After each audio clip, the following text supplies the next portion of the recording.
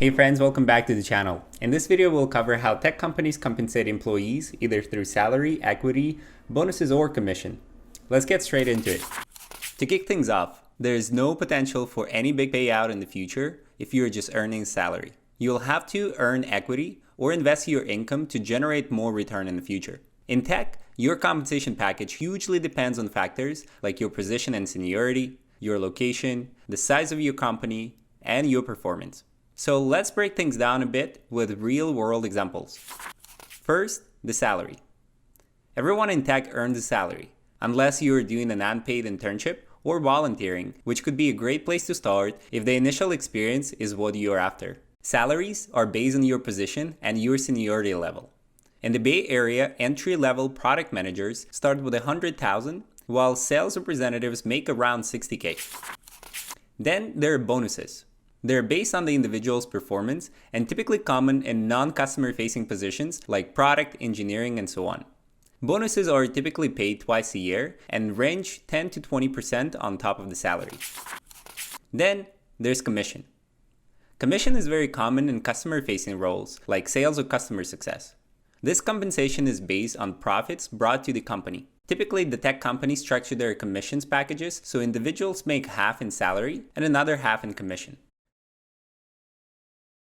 This is to incentivize sales reps to close more and bigger deals. I personally met salespeople who closed deals of 10 million in size. With a typical 3% commission rate in enterprise sales, that meant with one deal, the individual brought home over 300,000. Obviously, there's a lot more to consider. For example, sales for these kind of deals are 9 to 12 months, and there could be a separate video on this topic. Finally, there's equity. It is very common in tech to see all full-time employees earn equity, which unfortunately does not extend to those who work on a contract basis. Equity packages are usually greater in product roles, such as engineering and UX, than those in sales.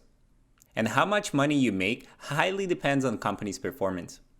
To offer you an example, $50,000 in stock compensation in an early startup can easily become $1 million in 4 to 5 years with a successful IPO. Another thing to note is that equity compensation typically has a vesting schedule, which means that you will only earn your equity after a certain period of time. Usually stocks have a 4-year vesting schedule. As an example, with a $100,000 offer in stock, you will earn the first 25% after you complete your first year with the company. And then you will make a percentage each month or a quarter for the next 3 years. All right, are you still with me? So the general rule of thumb, smaller companies offer smaller salaries with more stock. Bigger companies offer bigger salaries and give out less stocks. To learn more on how much each company pays, I suggest you check out Glassdoor, where you can find salaries based on position, location, companies, and more. Now, as you know the basics, let me close off with a few tips of how to navigate the compensation. First, if you believe that the company will do well, ask for more equity instead of a bigger salary. Second, focus on creating business outcomes and ask for more equity later. It is very common for tech companies to give you out more stock as you become more valuable to the company. Third, equity is a risk-based instrument, which means that you get rich on paper until you can liquidate your stock either through an IPO or a private market. More in a separate video. Finally, there are tax implications, which depend on where you are in the world and what kind of compensation you are making. Research that separately for your particular case.